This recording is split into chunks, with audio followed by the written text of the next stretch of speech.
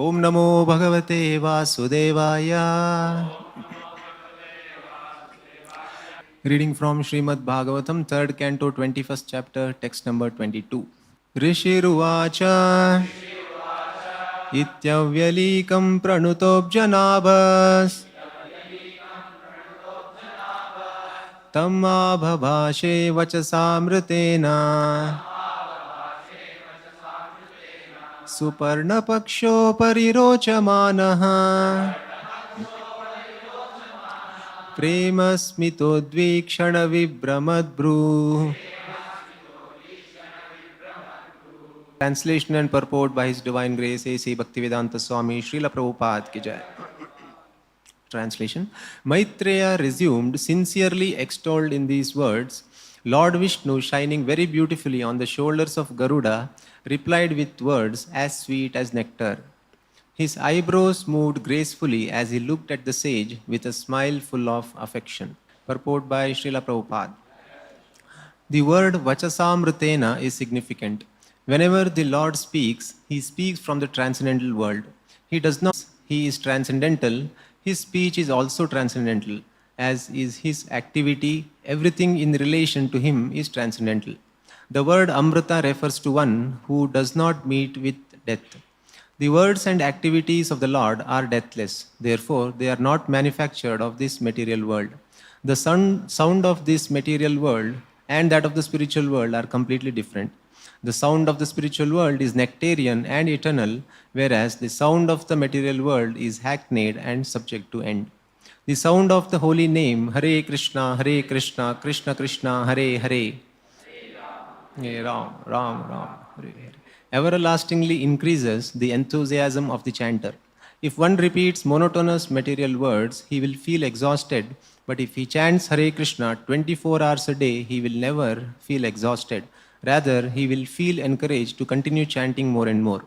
When the Lord replied to the sage Kardama, the word Vachasamritena is specifically mentioned since he spoke from the transcendental world. He replied in transcendental words, and when he spoke, his eyebrows moved with great affection. When a devotee praises the glories of the Lord is very satisfied, and he bestows his transcendental benediction upon the devotee without reservation, because he is always causelessly merciful toward his devotee. Thus ends the Bhaktivedanta purport. Srila Prabhupada is explaining the word Vachasa Amrtesena, Amrtena, Vachasa Amrtena. Whatever the Lord speaks, He speaks from the transcendental world, and it is Amrita, nectar. Not only nectar in taste, but it is everlasting. Amrita generally means one does not meet with death. Similarly, the words of Krishna, words of Vishnu, they are eternal. Just like the words of Bhagavad Gita, they are eternal.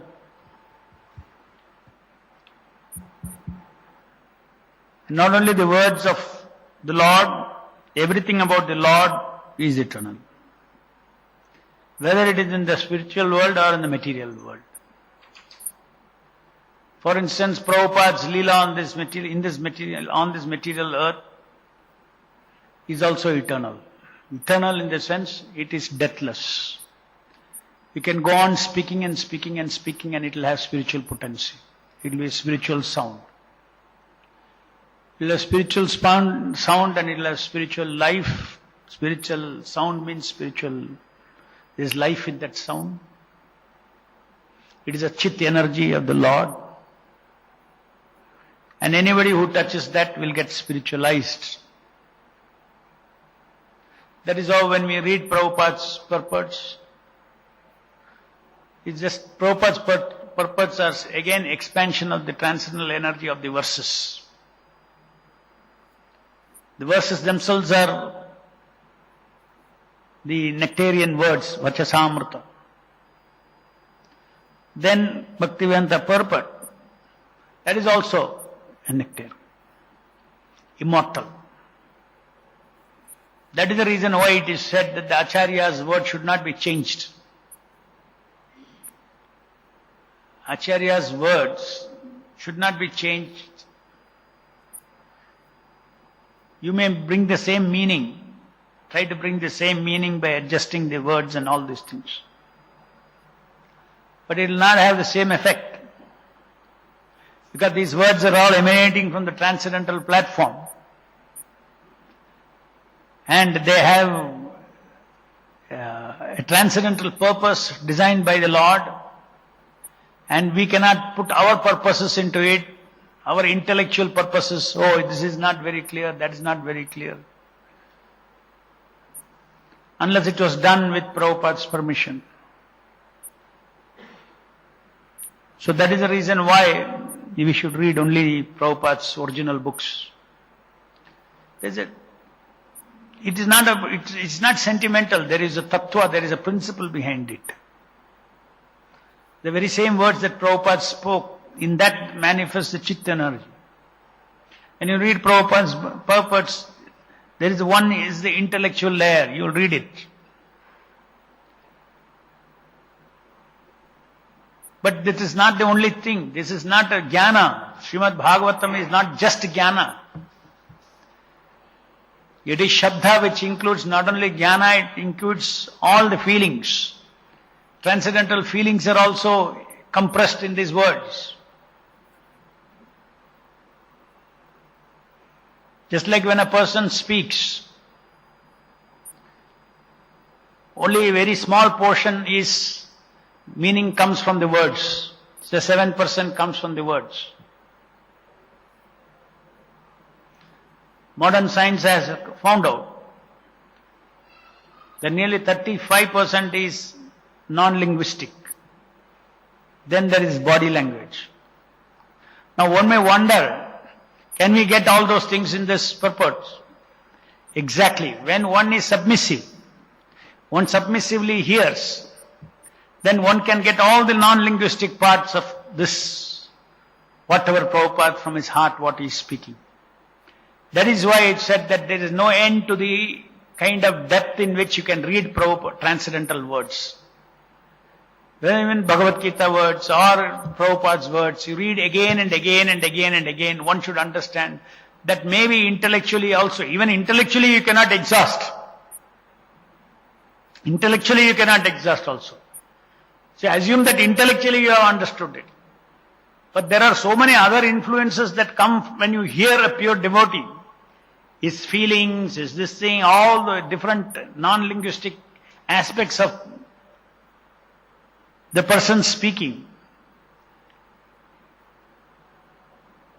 So one moment one becomes submissive to know, submissive to learn from Prabhupada. That is called submissive hearing. Intellectual hearing should include submissive hearing. It's one layer intellectual. Bhakti yoga is, of course, is buddhi yoga also. But if you just remain there, it will not be complete. One has to understand the total dimensions of thinking, feeling and willing of Srila Prabhupada. The word, every word has thinking, feeling and willing included in it. So in the same way here, further Prabhupada is elaborating. He goes on to talk about the sound of the material world and sound of the spiritual world. The sound of the material world is completely different from the sound of this material world. Sound of the material world is hackneyed and subject to end. The sound of the spiritual world is nectarian and eternal. The sound of the holy name, Hare Krishna, everlastingly increases the enthusiasm of the chanter. If one chants, if one repeats monotonous material sound, he will feel exhausted. But if he chants Hare Krishna 24 hours a day, he'll never feel exhausted. This is also another very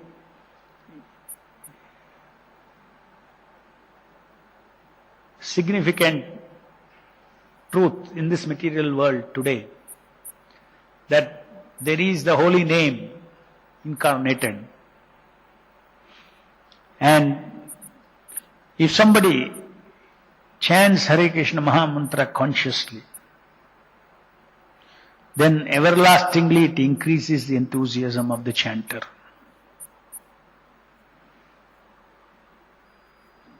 If our consciousness touches the holy name of the Lord, then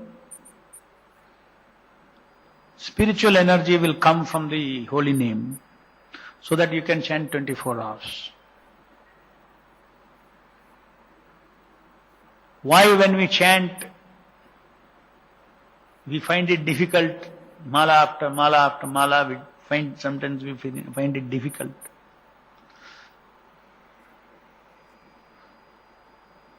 It is because with our consciousness we don't touch the holy name. With our attention we don't touch the holy name. If we attentively chant or attentively hear, especially attentively when you hear, then what Prabhupada is saying, even an ordinary devotee can demonstrate. That without getting tired, one can go on chanting and chanting and chanting.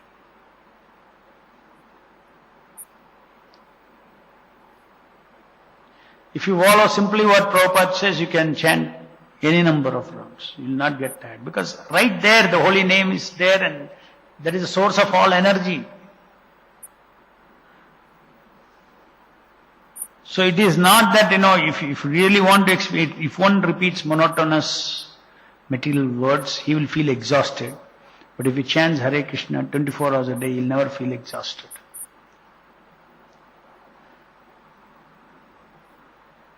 This is not necessarily, don't misunderstand, this is not necessarily what he's saying that, when you become very pure, you can chant 24 hours. No, Prabhupada is saying something here very significant. If you attentively hear, then you don't get exhausted. That means even now, if you want to experiment, if you are attentive to hearing, you will get energy to chant more and more and more. Then there is a difference to sustain that day after day, to sustain that taste. Then you have to develop a relationship of offering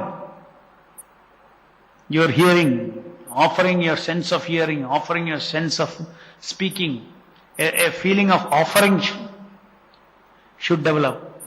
And a feeling of offering has to develop means you have to offer the person to whom you are offering should be you should be conscious of him before you.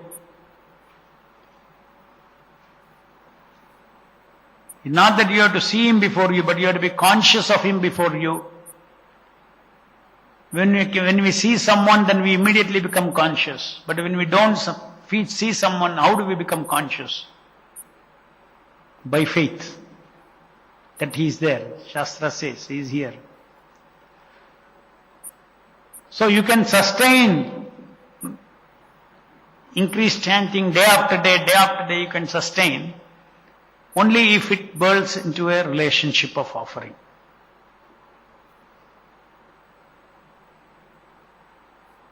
So one can get energy from the chanting Hare Krishna to chant. One can get energy. Getting energy is one thing, it purifies our heart. What is our body and mind? Nothing but energy. Is it not? Body and mind is just material energy. So when energy flows from this holy name, the holy name, what kind of energy flows from this holy name? Spiritual energy. Satchidananda energy. When that touches this material energy, this material body becomes purified. Prabhupada says by one sincerely chanting and hearing it, body becomes spiritualized. Because ultimately everything is Krishna. There cannot be anything that is not spiritual originating from Krishna. The effect may be, by effect of something you call something material and spiritual. The energy itself is spiritual. When it acts for Krishna, then the energy is spiritual, original, or normal. When the energy is not serving Krishna, then it is abnormal situation. Like a cloud. Normally it's bright sky. Sometimes we get a clouded sky. Cloud is abnormal. Clouded sky is abnormal. So similarly, in the same way, the holy name also, when we are chanting, the holy name is pure, transcendental, spiritual, not a material sound. But to us, it can become clouded like a material sound. Just like because we are clouded, our consciousness is clouded, we cannot see the physical, the concrete presence of the Lord in the deity. Again there, you have to see by Shraddha. Shraddha is a precursor to realization. When you do with Shraddha, then one realizes the presence of the Lord during japa. Shraddha is not realization. Shraddha is faithful. Faithfully you start manifesting that truth through Shabda. What you have heard. Then one gets realization of the existence of the Lord. So in this way, the chanting, we tell people to chant Hare Krishna, then we tell people to hear Hare Krishna. Simultaneously, parallel to it, it is very important that we develop faith also. Very specific faith that the Lord is before me and this I am serving Him. Just seva. The situation is very clear in the mind. There is sevak, seva and savior, one who is served, the holy name. So,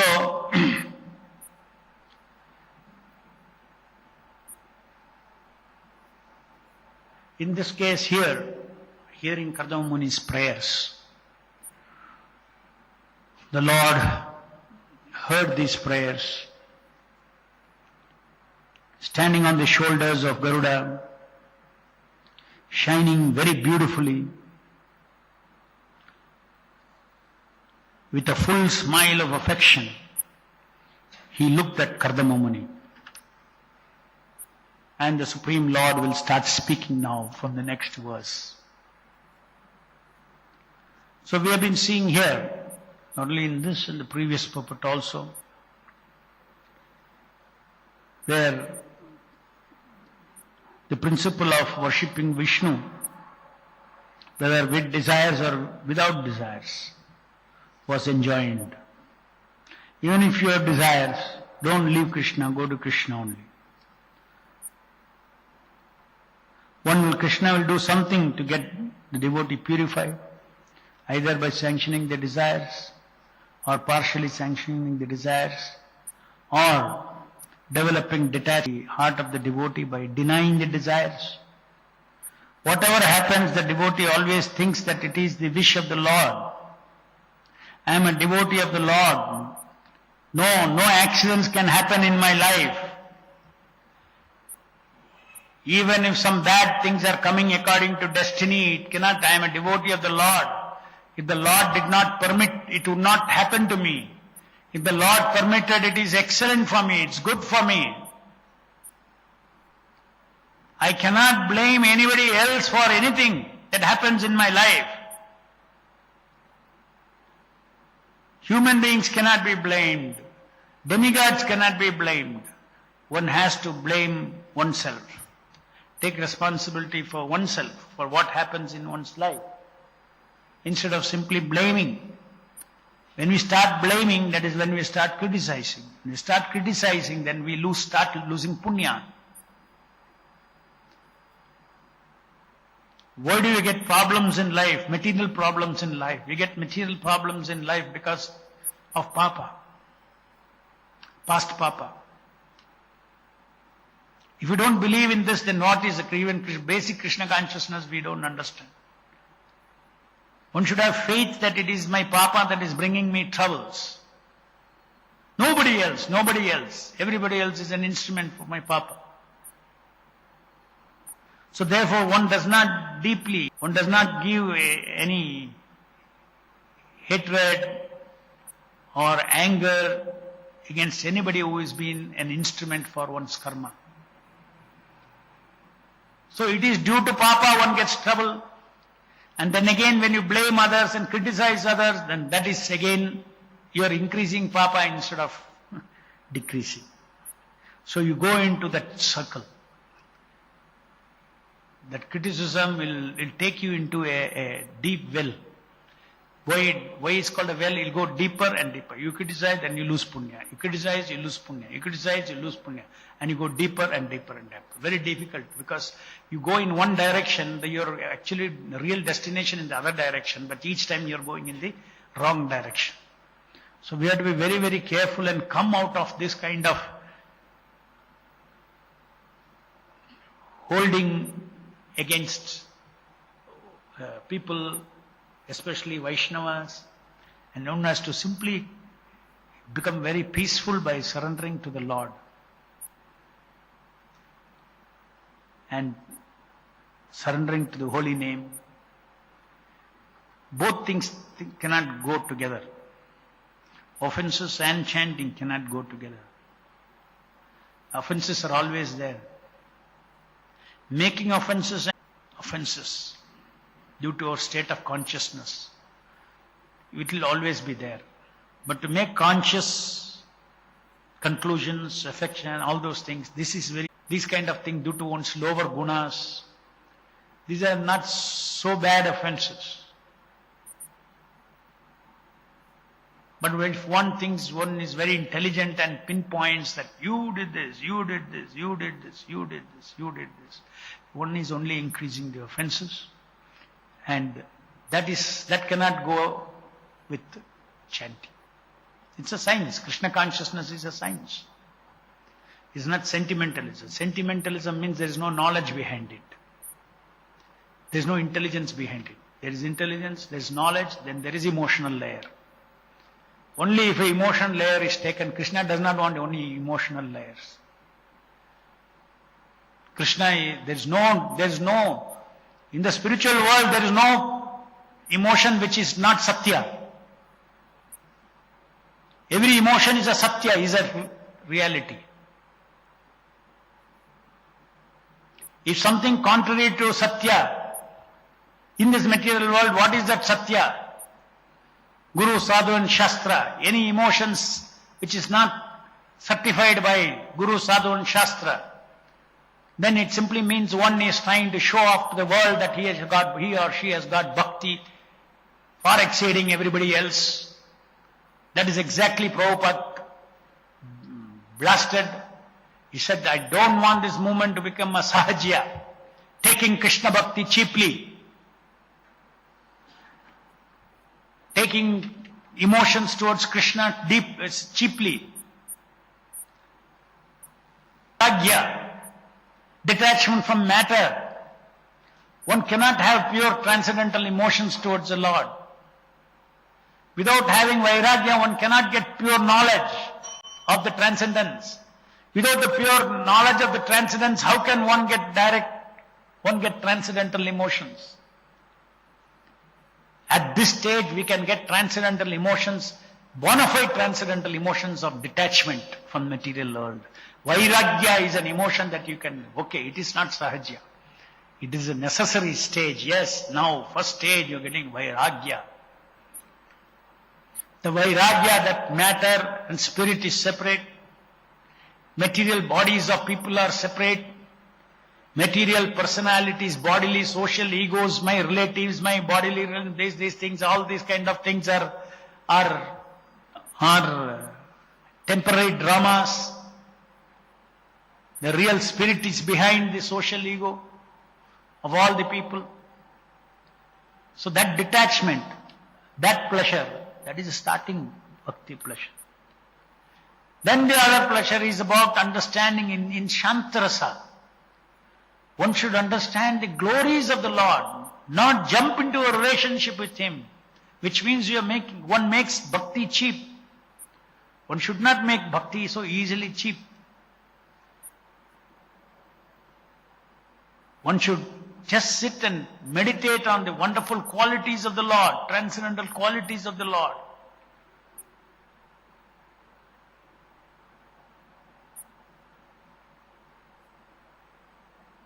So that is the standard for bhakti.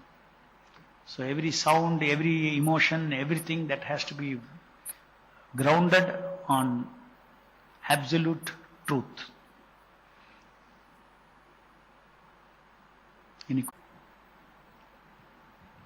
Hare Krishna Prabhu. Hare Krishna. I'm chanting for several years, but as soon as I wake up, I find it is a zero-based spiritual budget.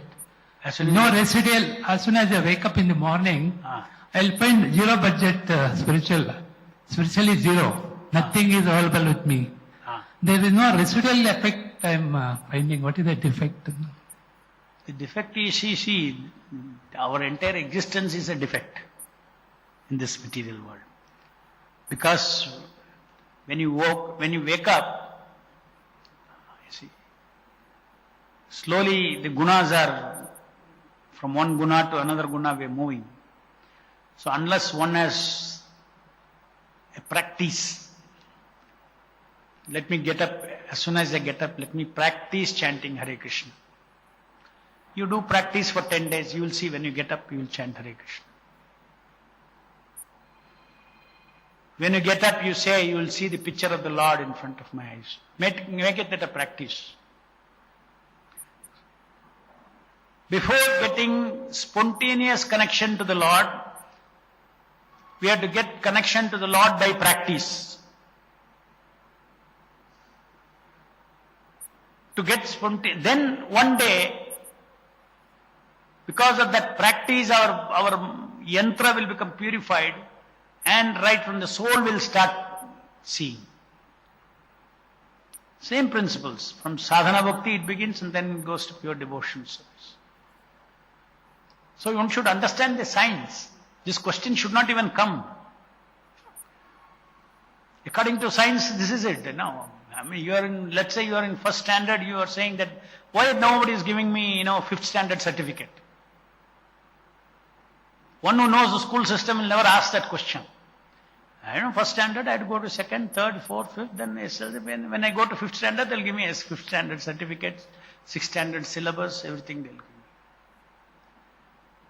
To think that some miracles will happen in bhakti is not correct, like that. Prabhupada says bhakti is cultured. While culturing, Krishna will give miracles, no doubt. For only by miracle I will change. When I wake up, I will have full of love for Krishna and I will wake up. That miracle will not happen. You have to culture it.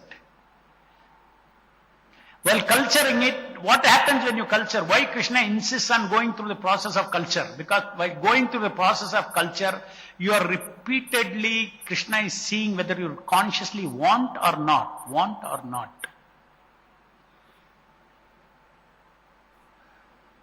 Ultimately, you cannot see Krishna unless you desperately want Him. If you want to come to a stage of desperately wanting, that will be the greatest pain. Something you want, you don't have. What is it called? Pain. So one day of separation, Chaitanya Mahaprabhu said. Just see, the place for separation, place for pain. This is our science. This is what Chaitanya Mahaprabhu taught. Practice devotion service in separation. If you think practicing devotion service by imagination,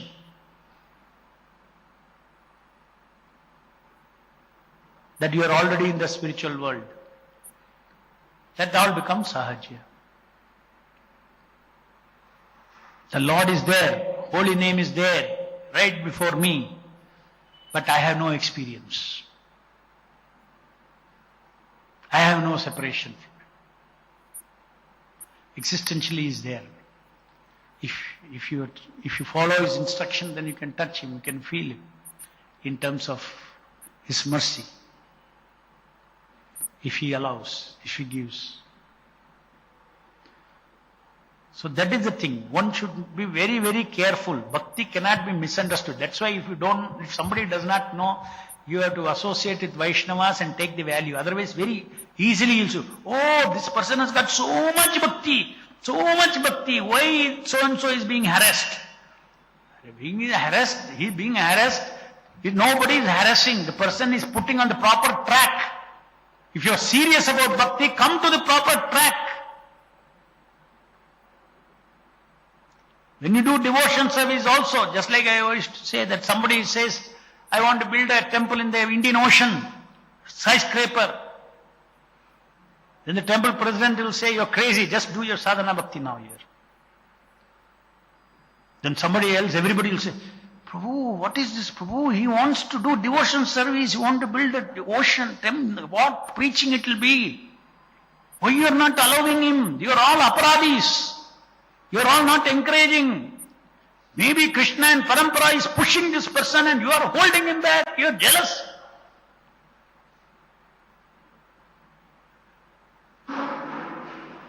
It is like that. You may distribute books. I want to distribute books. I want to distribute books. So that why actually somebody is distributing books? So many books. There are two ways. When one is a sadhaka, he increases book distribution. Mixed desire is there. One is for Prabhupada. Another mixed desire is, I will become a big devotee. I will become a famous devotee. Everybody will clap. So the more clap, no, I cannot lose. I have to do more and more. But that's not absolute. No problem. We can utilize all these things. But at least the devotee should know I am just charging myself with that. No problem to distribute books. I will get purified one day. But if one forgets that there is the other motivation that is going on inside me for my social glory and fame and everything, if one cannot detect that, he himself will be in illusion that what is it? I want to distribute, I want to distribute, I want to do this, I want to do this, I want to do this. Forget about doing things. First purify. First thing in the devotion service is force should be for purification. By the way, secondary force should be service. Primary force should be primary importance for myself. In one's mind, primary importance should be for sadhana, secondary importance is for preaching. When you become completely pure, then there is no primary and secondary difference. It is all same. So when a person is in a neophyte stage, primary is sadhana. Secondary is other kind of engagement. You cannot become ambitious there. Put your ambitions here. Become ambitious here. I will become purer. I will chant purer and purer. I will increase my purity of my japa. I will read more and more of Prabhupada's books. This is where one should focus. Many devotees make this mistake of overlapping this. There is an internal development, there is an external preaching development. Temples come up, book distribution happens, all these things. Very simple thing. Krishna says, I am the ability in man. Hell, all the material energy belongs to Krishna. You move material energy, it's not a big thing. So many institutions, bigger buildings than temples are being built. So making another building is not a very big thing. Any other question? Yes. Hare Krishna, Prabhu. Hare Krishna. Prabhu, actually we know that from Bhagavatam and all that the Lord has entered into every particle of this material creation as a Paramatma. So actually, what is this mode of separation, Prabhu? What is the difference between Lord's presence and still devotees feeling the separation of the Lord? So what is the presence is one thing, and separation means, say when I see somebody, there is a multi-sensory experience. All my senses are, I see him. right? When I remember somebody, I don't have a multi-sensory perception. Isn't it? Is it same? Remembering someone and seeing someone is different, no? So remembering is separation. When remembrance increases, then your desire to have multi-sensory experience of the Lord.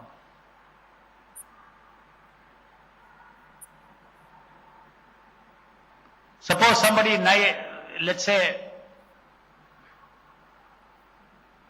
sometimes students go and out of station and the parents are there and every week they talk. But talking is not enough. The parents are saying, when are you coming home? When are you coming home? When are you coming home? Every day they are talking also. When are you coming home? They are waiting for it. 2 years they have not come home. You please come home. Please come home. Why? That is called separation. They are talking every day. Relationship is going on. But that is not multi-sensory experience. It is not total. So similarly, Chaitanya Mahaprabhu says separation. The Lord in his aspects as Shyama Sundara is in the spiritual world, is in the spiritual dimension, engaged in transcendental. So he is in separation from that particular most sweet aspect of the Lord. Otherwise, Lord is everywhere. Lord is in our heart also. Now, the Lord in our heart also, there also we can have separation. At each level we can have separation. Separation, then coming together. Separation, coming together. Separation, coming together. Different aspects of the Lord, when you realize, then you go to the next aspect of realization. Brahman, Paramatma, Bhagavan. But as Gaudiya Vaishnavas, we are not wanting we are not developing a transcendental separation from Paramatma. Because we are not wanting to, have the multi-sensory experience of Paramatma. We want to see Shyam Sundara, we want to go to the spiritual world. Because intelligently, as per the spiritual intelligence, we understand that role of the Lord, that in that Paramatma form, is something else. It's meant for running this material world. It's Param Ishvara. So we know, we have faith that Param Ishvara is, it doesn't mean we don't have a relationship with Param Ishvara. Param Ishvara is our Chaitya Guru. Param Ishvara is the supreme controller of this material energy. When we are doing our services, the result is dependent upon him. We leave it to him. We have a relationship with him, but not that not that we want to see him now. Yogis may want to see him. We don't want to see him like that. We don't want to take that path of trying to see him. We want to act in such a way that he sees us and blesses us, gives us spiritual intelligence to separate matter and spirit, so that according to Guru's spirit, you can develop the bhakti for Krishna. Paramatma will help you separate matter and spirit. But the spiritual master will give you the bhava or the devotion. How to have devotion. Looking at the spiritual master, you will develop, this is the way I have to be devoted. That you learn from Prabhupada. And then towards Krishna, that one. Yes, Bharat.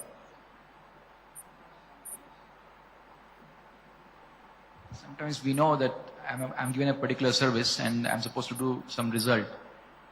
Individually, I can feel that maybe, I didn't chant today well, that's why I didn't get the result. But how much can we go in this, how much can we link like that? Or is it wrong to link at all? Or no, it is good to link, because, you see, in the service, when we have chanted properly, then you are opening you are becoming more receptive to Paramatma's directions. Less of tamoguna comes. When you have tamoguna, then nobody can turn you. You will go in one direction only. When you have sattoguna, you become open, receptive to new direction. Yes. Suddenly you are ready to give up the old path. Unless you are ready to give up the old path, unless you are detached from the old path, you are not ready to receive the new path. Somebody is saying, Paramatma is saying from in your heart, do this. You will not listen, you will still go this way only because of tamoguna. So, to be in sattva-guna, to chanting nicely helps day after day, day after day. Gunas are continuously operating on us according to Kala. So, chanting one day is enough, not enough. Next day again chant nicely, hear nicely. And then you will see during the whole day, we will be able to, we may not realize, but invincibly Paramatma's, our destiny is changing. Invincibly. You cannot take out how much of this intelligence has come from my karmic intelligence pushed by Kala and how much Krishna is mixed in that. Ultimately, action is based on intelligence. So that how much intelligence is mixed together, I do not know. You cannot make out. But one can make out it is 100% karma intelligence when one does not chant at all. That much one can be very sure. I don't chant and then I can do so many things because according to your karma you are smart. Some intelligence has been given. You'll do, you may do a service which is more efficiently than a person who chants 16 rounds. Because of the karmic difference. Karmic intelligence difference. So, that is something that, we cannot, if we chant nicely, then invincibly Krishna's intelligence come, his guidance. For devotees, Krishna is sanctioner, witnesser, and guide. So we cannot actually generalize and say that this person is so pure, so he is delivering result. Person is so pure that? That's why one person is successful in his preaching, other person is not successful.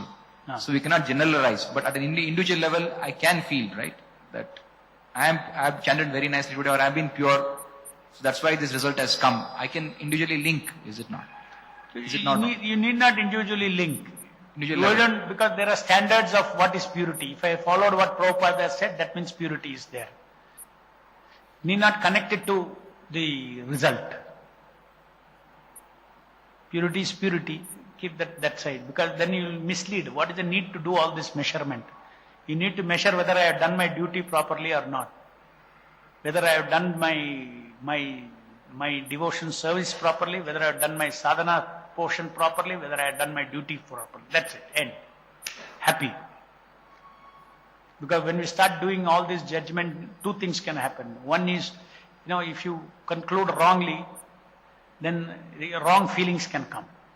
You can get dejected, or you can get unnecessarily elated. What is the need for all those things? Like that. Grandharaj Srimad Bhagavatam ki jai, Jagat Guru Srila Prabhupada